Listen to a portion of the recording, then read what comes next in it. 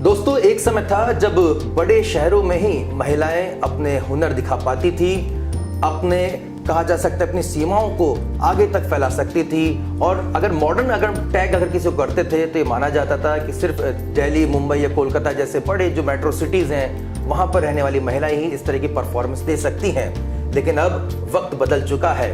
भारत के गांव-गांव से भी टैलेंट निकल कर सामने आ रहा है।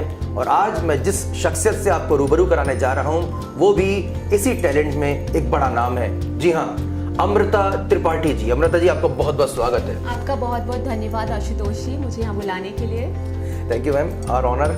और मैं आपको बता दूं कि अमृता त्रिपाठी जी ने मिसेस यूनिवर्स जॉय का खिताब हासिल किया है। और ये जो खिताब उन्होंने हासिल किया, पहले उन्होंने मिसेस इंडिया का जो खिताब है वो पहले हासिल किया, उसके लिए काफ़ी मेहनत की। और उसके बाद काफ़ी मेहनत और काफ़ी परिश्रम के बाद, खुद को इतना फिट रखने के बाद, उन्होंने साउथ कोरिया में जाकर 130 देशों के प्रतिनिधियों के बीच भारत का परचम फहराया। मैं वो तस्वीर पहले आपको दिखाता हूं, उसके बाद खास चर्चा करेंगे। पहले देखिए वो तस्वीर है।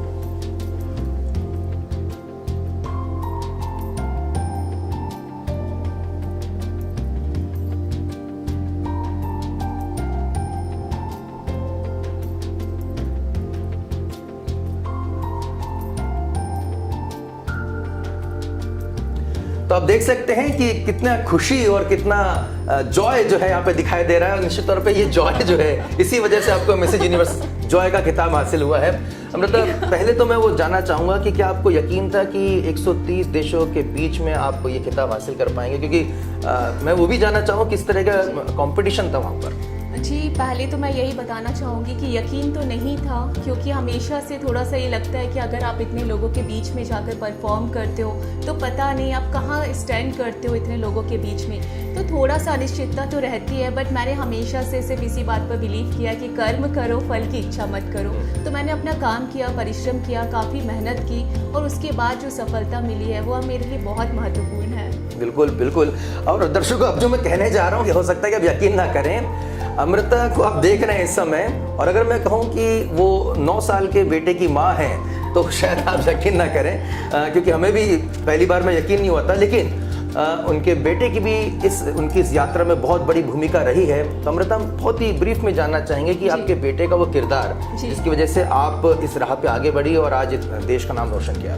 जी, मैं आपको आशुतोष जी बताना चाहूँगी कि शादी के बाद थोड़ा सा ठहराव आ गया था मेरे करियर में, और 5 साल तक मैं सिर्फ घर गृहस्थी में ही व्यस्त थी। तो जब मेरा बेटा बड़ा हो रहा था और उसके छोटे छोटे से सवाल होते थे मेरे को लेकर कि आपका करियर क्या है, आपने क्या पढ़ाई की, आपके पास पैसे क्यों नहीं होते हैं, आप आत्मनिर्भर क्यों नहीं हो, जो उसकी अपनी भाषा में पूछता था, उससे मुझे प्रेरणा मिली कि मुझे अपने जीवन को कोई दिशा देनी है, आत्मनिर्भर बनना है और उसकी नज़रों में अपने लिए वो इज्जत कमाना है। अच्छा, आपने भोपाल से पढ़ाई की, आपने बताया कि फिजियोथेरेपिस्ट आप पहले बनना चाहती थी, उसमें कुछ करियर में भी आगे बढ़ी थी। ये चेंज ओवर कैसे हुआ एकदम से? मैं फिजियोथेरेपिस्ट हूँ, मैंने अपनी पढ़ाई पूरी की है जी, और फाइनल ईयर में मेरी शादी हो गई है। तो उसके बाद फिर थोड़ा सा घर गृहस्थी में मैं रम गई, संयुक्त परिवार की सबसे छोटी बहू हूँ, तो उस तरह से अपना करियर आगे नहीं ले जा पाई। उसके बाद दोबारा से मैंने MBA में हॉस्पिटल एडमिनिस्ट्रेशन किया है शादी के 5 साल बाद, और वापस से अपना करियर शुरू किया है जी। और धमाकेदार करियर शुरू किया जी, कह सकते हैं। अच्छा, ये जो यात्रा होती है ना, आप एक फिजियोथेरेपिस्ट हो, अब ये काफ़ी दर्शक हमारे देख रहे हैं जी, तो शुरुआत कैसे हुई कि भाई मुझे मिसेस इंडिया यूनिवर्स जाना था? कि पहले तो एक शादीशुदा होने के बाद, शादी होने के बाद पहले ये सोचना कि हमें किसी ब्यूटी कॉन्टेस्ट में पार्टिसिपेट करना, ये कितना चैलेंजिंग था, और फिर रास्ता आपको कैसे मिला? बहुत चैलेंजिंग था आशुतोष जी, और मैंने कभी नहीं सोचा था कि मैं इस डायरेक्शन में जाऊंगी। बट लॉकडाउन के समय जब सारी चीज़ें बंद थी, पूरी दुनिया ठहरी हुई थी, उस समय मुझे लगा कि और क्या मिसिंग है, क्या नहीं किया है। तो छोटी छोटी चीज़ें होती है, कभी मेकअप नहीं सीखा, कभी 5-6 इंच की हील में नहीं चली, कभी खुद पर इतना विश्वास नहीं था कि कैमरा फेस कर पाऊँगी, अपनी फ़ोटोज़ क्लिक कर पाऊँगी। तो उस तरह से शुरुआत हुई कि मैं जीवन में सीखना चाहूँगी, करना चाहूँगी, क्योंकि मैं हॉस्पिटल से भी जुड़ी हुई थी, और इस तरह से सुनने में आता था कि आज इनके साथ ये हो गया है, कोविड में इनके साथ वो हो गया। तो ऐसा लगता था जीवन की कोई निश्चितता नहीं है, आप बहुत बड़े प्लान्स बनाते हो और शायद कल का ही कोई भरोसा नहीं। तो वहाँ से शुरुआत हुई, मैं चाहती थी कि जो चीज़ें मैंने लाइफ में कभी नहीं किया मैं वहाँ भी सीखूँ। तो इस तरह से ऑनलाइन ऑडिशंस पहले दिए मैंने, और वही सबसे पहले था कि शादी हो चुकी है, बहू हूँ, तो कितना इसको एक्सेप्ट करेंगे। तो ऑनलाइन ऑडिशंस थे, वहाँ से कॉन्फिडेंस अच्छा, कब आया। आपको लगा कि आप इस लाइन के लिए, क्योंकि देखिए बहुत डिफरेंट लाइन थी, आप जी। फिजियोथेरेपिस्ट बन चुकी थी, आपने काम किया, अब अचानक से ब्यूटी लाइन में, तो किसने आपको एहसास करा कि नहीं आपको इस लाइन में जाना चाहिए, मतलब कैसे चूज किया? अब मैं इसमें आशुतोष जी ये ऑनेस्टली बताना चाहूँगी, किसी ने मुझे कोई मोटिवेशन नहीं दिया, किसी ने मुझे ऐसा नहीं विश्वास देखिए दिलाया। कई कहते हैं ना, But देखिए बहुत हाँ, खूबसूरत लग रही है, तो पहले तो कमेंट नहीं। कॉन्फिडेंस बूस्टर होता है वो। बिल्कुल बिल्कुल भी नहीं। और ये मैं सभी महिलाओं को बोलना चाहती हूँ, जो पहला विश्वास आता है वो आपके अंतरात्मा से आता है। आप खुद को ये विश्वास दिलाते हो कि मैं खूबसूरत हूँ, मैं यहाँ पहुँच सकती हूँ और मैं दुनिया की किसी भी महिला को हरा भी सकती हूँ, जीत भी सकती हूँ। मेरे अंदर वो विश्वास खुद से आया, मुझे किसी ने प्रेरित नहीं किया, मुझे किसी ने ये नहीं बोला कि इस डायरेक्शन में भी मैं जा सकती हूँ और जीत सकती हूँ। तो मुझे लगता है प्रेरणा हर इंसान के अंदर होती है, ज़रूरत होती है उसको टाइम पर जगाने की। अच्छा, खूबसूरती का पैमाना आपके लिए क्या है? खूबसूरत चेहरा? बिल्कुल भी नहीं। खूबसूरती अंदरूनी खूबसूरती होती है। अगर आप अंदर से खूबसूरत हो तो आप अपने आसपास की हर चीज़ को खूबसूरत बना सकते हैं, और वही असली खूबसूरती होती है। तो आपने अपने इस अंदरूनी खूबसूरती को निखारने के लिए क्या कुछ आप करते हैं? क्या डाइट शेड्यूल रहता है? क्या आप योग करते हैं? क्या साधना करते हैं? क्या एक्सरसाइज करते हैं? ये हमारे दर्शक जानना चाहते हैं। बिल्कुल, मैंने बहुत इसमें समय दिया है, और जो सभी महिलाएं बोलती हैं कि समय की कमी की वजह से हम खुद पर ध्यान नहीं दे सकते, उनके लिए ये बहुत महत्वपूर्ण है कि थोड़ा समय अपने लिए ज़रूर निकालिए। मैं हमेशा बोलती हूँ एक गोल्डन आवर होता है 60 मिनट्स का, उसमें आप कुछ ना कुछ ऐसा करिए जो आपकी खूबसूरती को निखारे, और ना सिर्फ आपकी बाहरी खूबसूरती की बात कर रही हूँ, आपकी जो मानसिक सेहत होती है, आपकी जो आध्यात्मिकता होती है, उसके लिए आपको बहुत ज़रूरी है। तो मैं योगा करती हूँ मॉर्निंग में, उसके बाद थोड़ा मैं जिम या वॉक करती हूँ। डाइट का पूरा ध्यान रखती हूँ, और डाइट से मेरा बिल्कुल मतलब नहीं है कि मैं खाना नहीं खाती हूँ, मैं अच्छे से घर का खाना खाती हूँ, जो पसंद है वो खाती हूँ। वेज और non veg? Veg, pure veg हूँ मैं। Pure veg। तो जी, मैं वैसा खाना खाती हूँ, घर का बना हुआ, बाहर भी खाती हूँ। मैं फूडी हूँ, खुद को मानती हूँ कि मैं हर चीज़ खाना पसंद करती हूँ। अच्छा, ऐसा माना जाता है कि सब वो बहुत ज़्यादा चिकनाई वाला, तेल वाला ऐसा नहीं खाना चाहिए, मतलब ये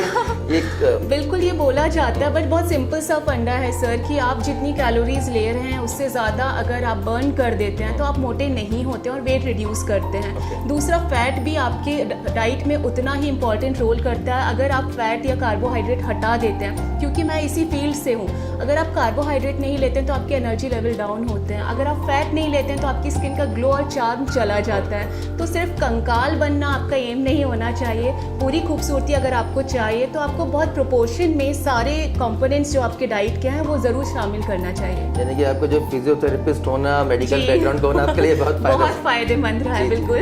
अच्छा, इसके अलग हम ये जानना चाहेंगे, जब आपने शुरुआत करी और आप एंटर करके इस फील्ड में, सबसे बड़ा चैलेंज आपको क्या लगा कि यार आ तो गए लेकिन अब ये कैसे मैं झेलूं? सबसे बड़ा चैलेंज बिल्कुल वही लगा कि सब क्या बोलेंगे, कि एकदम से क्या नया शौक सवार हुआ है, अभी तक तो ठीक था। तो ये मुझे बहुत डर लगता था इस बात का। मेरे हस्बैंड हमेशा से मेरे साथ थे, उनको पता था कि मैं इस तरह से ऑनलाइन ऑडिशन दे रही हूँ और फिर मुझे दिल्ली में जाके परफॉर्म करना है। उनके अलावा किसी को इस बात का नहीं पता था, तो डर लगता था सामने आएगा तो सब क्या बोलेंगे। उसके अलावा 5-6 इंच की हील में मैं कभी नहीं चली हूँ। मेरी हाइट 5'7" है, तो मुझे हमेशा ये बताया गया कि आप स्पोर्ट शूज़ पहनो, फ्लैट पहनो, आप बहुत लंबे हो। तो मैंने कभी हील में चली ही नहीं। तो 5-6 इंच की हील में चलना और परफॉर्म करना मेरे लिए बहुत मुश्किल था। ओके। तो रैंप वॉक के लिए भी बकायदा आपने ट्रेनिंग ली? पूरा बिल्कुल पूरी ट्रेनिंग हुई है, और काफ़ी अच्छे ट्रेनर्स थे, और मैं बहुत उनके लिए शुक्रगुजार हूँ। उन्होंने बहुत अच्छे से मुझे ट्रेन किया है। तो जब आप देखेंगे भी रैंप वॉक वीडियोस, तो कहीं से नहीं लगता मैं नई हूँ और मैं पहली बार इस तरह अंतर्राष्ट्रीय मंच पे चल रही हूँ। तो बहुत अच्छी ट्रेनिंग हुई। कुछ और तस्वीरें हम देखते हैं और कुछ जिससे हम और इसके करियर हम जा पाएंगे।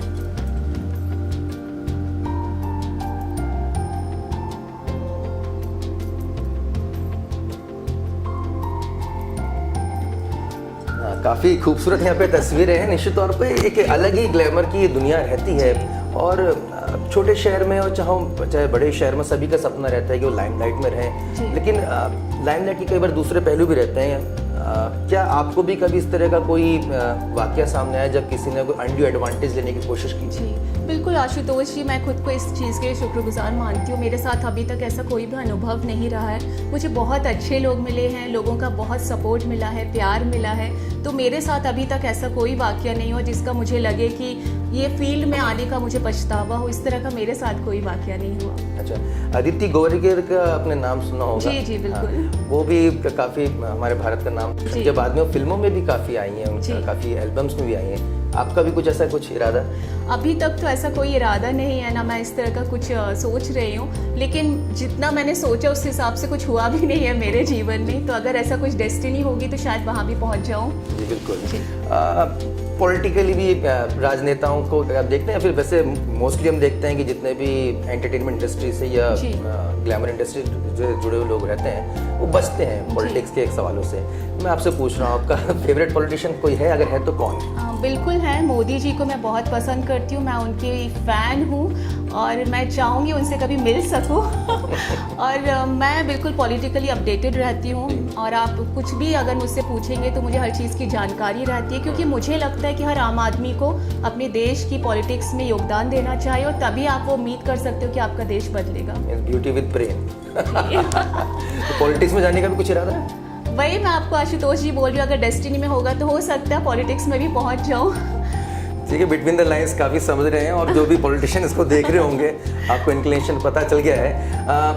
अमृता, आपके ज़रिए हम जानना चाहेंगे, जब छतरपुर से आपका जन्म हुआ, भोपाल में आपने पढ़ाई की, आप अपने जो साथी हैं, खासतौर पे आपके जो बुंदेली, जो आपकी भाषा के जो लोग हैं, बुंदेलखंड बहुत समृद्धशाली जो हमारा राज्य का हिस्सा है, आप बुंदेली भाषा में बात करती हैं, अगर करती हैं तो आप उनको अगर ग्रीट करेंगे तो बहुत खुशी होगी। जी, मैं बिल्कुल कोशिश करती हूँ, बहुत समय से मैंने नहीं बोला है।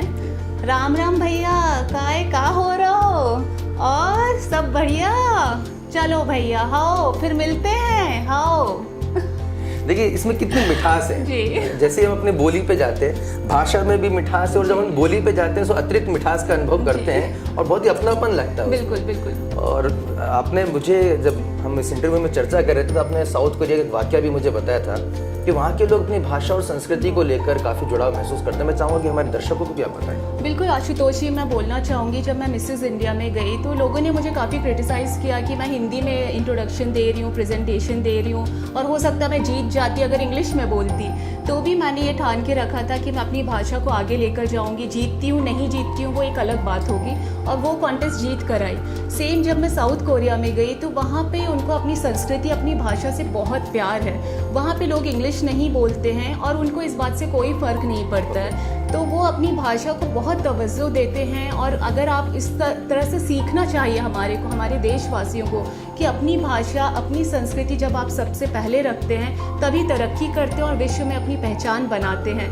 तो हमारे को किसी और की भाषा, संस्कृति और इसके पीछे भागने की बिल्कुल ज़रूरत नहीं है। सनातन धर्म वैसे भी सबसे पहले है, और अगर हम इसको लेकर चलते हैं तो दुनिया में शायद कुछ भी हासिल कर सकते हैं। बहुत बड़ी बात आपने की। और सभी दर्शकों, जो हमें अंग्रेजी नहीं आती है, हम इंग्लिश ठीक से नहीं बोल पाते हैं, इंग्लिश स्पीकिंग क्लासेस आप ले रहे हैं, देखिए अपनी भाषा को अगर हम ठीक से बोल पा रहे हैं, समझ पा रहे हैं, तो देखिए रशिया का उदाहरण है, चाइना का उदाहरण है, साउथ कोरिया का उदाहरण है, जापान का उदाहरण है, सभी हमसे पहले विकसित देश रह चुके हैं। और जर्मनी इसमें बड़ा, आपने कभी इनके देशों के जो लोग हैं, नागरिकों को कभी अंग्रेजी के लिए जद्दोजहद करते नहीं देखे होंगे। इस मानसिकता से अब निकलिए, आपकी भाषा, आपकी बोली में अगर आप बोल रहे हैं तो इसमें कोई आप कमजोर नहीं हो रहे हैं। अतिरिक्त ज्ञान के तौर पर अगर इसको देखते हैं तो इसमें कोई गुरेज नहीं है किसी भाषा को समझना, लिखना, पढ़ना।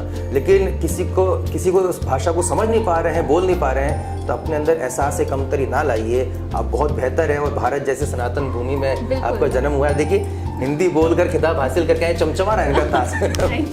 वैसे चेहरे को चमकाने के लिए आप क्या करते हैं साहब, ये भी हम जानना चाहें। चेहरे को चमकाने के लिए सर मैं बहुत ज़्यादा, मैंने जैसे बताया कि अपने देश और इसकी संस्कृति में विश्वास करती हूँ। मैं बहुत ज़्यादा आर्टिफिशियल चीज़ों पे नहीं जाती हूँ, जो भी हमारा नेचुरल, आयुर्वेदिक, ऑर्गेनिक चीज़ें हैं मैं उस पर विश्वास रखती हूँ। तो बहुत ज़्यादा देसी नुस्खे मैं अपनाती हूँ, और मुझे लगता है बताने के लिए एक दोबारा शो करना पड़ेगा तो बहुत सारी चीज़ें हो जाएंगी। बिल्कुल करेंगे, इसका अगला शो भी आएगा अमृता आपका, और उसमें पूरा हम जानने की भी कोशिश करेंगे।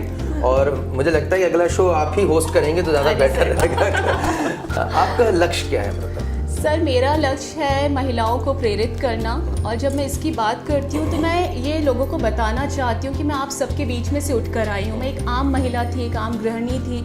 मैंने वो सब कुछ अपने बारे में सोचा जो हर महिला सोचती है कि मैं मोटी हूँ, मैं अच्छी नहीं दिखती हूँ, मेरा जीवन ख़त्म हो गया है, मैं सिर्फ घर गृहस्थी संभाल सकती हूँ, कोई मेरी इज्जत नहीं करता, कोई मुझे प्यार नहीं करता। अगर वो सब कुछ झेल कर भी मैं आज इस मुकाम पर पहुँची हूँ तो यकीन मानिए दुनिया में कोई भी महिला ये हासिल कर सकती है। तो बस वही आत्मविश्वास जगाना चाहती हूँ, महिलाओं को प्रेरित करना चाहती हूँ, और मॉडल नहीं रोल मॉडल बनना चाहती हूँ। बहुत बढ़िया बात है। वैसे एक सवाल मैं और लेना चाहूँगा, क्योंकि आपने कहा कि जब महिलाएं जब वो माँ बन जाती हैं तो उनके अंदर अपने प्रति फिट रहने के प्रति जो भावना रहती है वो कम हो जाती है। शादी से पहले बहुत कॉन्शियस रहती हैं, शादी के बाद बच्चे होने के बाद वो सोचते हैं कि अभी पारिवारिक जिम्मेदारी हमारी आ गई है। तो क्या ये उतना टफ होता है कि बच्चे के साथ खुद को फिट रखना, और क्या ये हासिल नहीं किया जा सकता? नहीं आशुतोष जी, मैं आपको बिल्कुल ये बात बताना चाहूँगी सच्चाई से। सब कुछ प्राथमिकता होती है। अगर आपकी प्राथमिकता आपका स्वास्थ्य है तो शादी के पहले हो, शादी के बाद हो, बच्चे के बाद हो, बुढ़ापे में हो, कोई फर्क नहीं पड़ता आप उम्र के किस दौर में हैं। अगर आपकी प्राथमिकता है खुद को स्वस्थ रखना तो आप अपने लिए समय ज़रूर निकालेंगे। तो महिलाएं अगर टीवी देख रही हैं, डेली सोप सीरियल्स देख रही हैं, लेकिन उनको पता है कि उनको स्वस्थ रहने के लिए 1 घंटे वॉक पर जाना है या योगा करना है, तो वो काम कम कर देंगे लेकिन वॉक पर ज़रूर जाएंगे। तो इतना मुश्किल नहीं है, बस अपनी प्राथमिकता तय करिए। बिल्कुल, फिटनेस फर्स्ट होना चाहिए और आप लोग बिल्कुल रह सकते हैं। कुछ गाने वाने का भी शौक रखती हैं आप? बिल्कुल नहीं।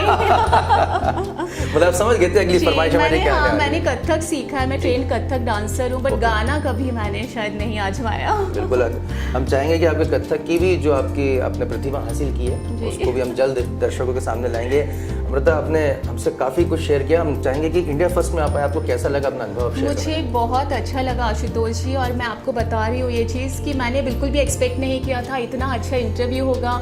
ऐसा लग रहा है कॉफ़ी विद करण का कोई एपिसोड चल रहा है।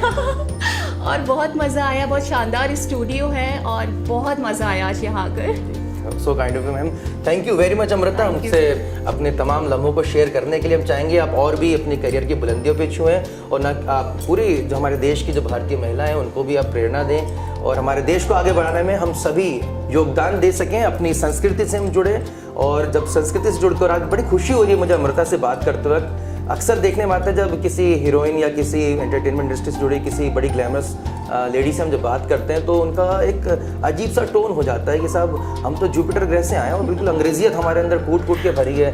हिंदी शब्दों को लेकर बहुत असहज महसूस करने में पता ही गर्व महसूस करते हैं और वो ये बताने की कोशिश करते हैं कि देखिए हम आपसे अलग हैं। और इतनी देर में अमृता मैंने आपसे बात की, मुझे कहीं भी ये नहीं लगा। और आशुतोष, इस बात पे मैं ज़रूर बोलना चाहूँगी कि हमारे जितने बड़े स्टार्स हैं, सेलिब्रिटीज़ हैं, हिंदी फिल्मों में काम करते हैं लेकिन हिंदी बोलना पसंद नहीं करते। मुझको ये समझ ही नहीं आता है कि ये विचार उनके अंदर आए कहाँ से। शायद इसी वजह से लोगों को समझ में आ गया बॉलीवुड की दुर्गति हो रही है, फिल्में फ्लॉप हो रही उनकी है। स्क्रिप्ट भी रोमन में लिख कर आती है, तो अलग ही माहौल है। सोशल मीडिया के आने से ये तमाम बातों का खुलासा हो रहा है, जनता तक ये बात पहुंच रही है और अब उनको समझ में आ रहा है कि किन्हें वो हीरो हीरोइन मान रहे हैं, जो हमें ना हमारी भाषा को समझने में प्राउड फील कर रहे हैं, उन्हें गर्व ही नहीं हो रहा है। वो धर्म के बारे में बात नहीं करना चाहते, पॉलिटिक्स के बारे में बात नहीं करना चाहते, देश को जब उनकी ज़रूरत होती है वो उस समय बात नहीं करना चाहते हैं। जब बाहर से इंटरनेशनल मीडिया इतना प्रेशर बनाता है और आपको भी अपने विचार रखने चाहिए अपने देश के लिए, तो हम उस समय अपने देश को नीचा दिखाते हैं क्योंकि हमको दूसरे लोगों से ज़्यादा ऑब्सेशन है कि देखिए वो हमारे देश के लिए बोल रहे हैं, हम उससे एग्री करते हैं। तो बुरा लगता है क्योंकि आप देश को रिप्रेजेंट करते हो और आपका भी ये नैतिक फर्ज बनता है कि आप देश के लिए आगे आए। और कई हमारे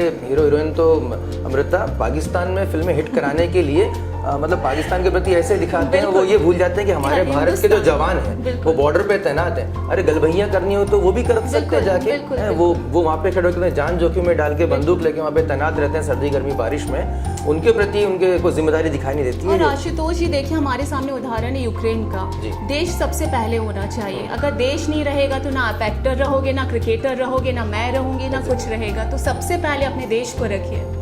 बहुत गौरव मुझे महसूस हो रहा है, बहुत अच्छा फील हो रहा है कि हमारे जो आने वाली जो पीढ़ियां हैं वो जो अब जो टैलेंट सामने आ रहा है, मैं पहले की भी टैलेंट की बात करूं लेकिन मुझे बहुत खुशी हो रही है कि अमृता जैसी जो महिलाएं हैं वो सामने आ रही हैं और देश को लेकर जो इनके प्रति जज्बा है, भारतीयता को लेकर जो उनके प्रति गर्व की भावना है, सनातन संस्कृति को लेकर जो उनके मन में जो रिस्पेक्ट है वो निश्चित तौर पर हमारे देश को आगे ले जाएगी। और इस तरह मुझे लगता है कि एक क्रांति के तौर पर इसको आगे बढ़ना चाहिए कि विदेश में भी जाकर भी अपने देश का परचम फैलाना और भारत माता की जय बोलना। अमृता, बहुत बहुत शुक्रिया, बहुत अच्छा लगा आपसे। धन्यवाद, बहुत बहुत धन्यवाद। उम्मीद करते हैं कि दर्शकों आपको ये इंटरव्यू बहुत पसंद आया होगा। अगर आपको ये इंटरव्यू अच्छा लगे तो ज्यादा से ज्यादा शेयर कीजिएगा। अमृता को भी आप कमेंट कर सकते हैं, हम आपके तमाम जो कमेंट्स हैं अमृता तक पहुंचाएंगे और कोशिश करेंगे अगली बार किसी नए मुद्दे के साथ अमृता को फिर हम यहाँ पे इंडिया फर्स्ट के स्टूडियो में बुलाएं। आपका बहुत बहुत शुक्रिया, आपने हमें समय दिया। Thank you very much. Thank you, नमस्ते।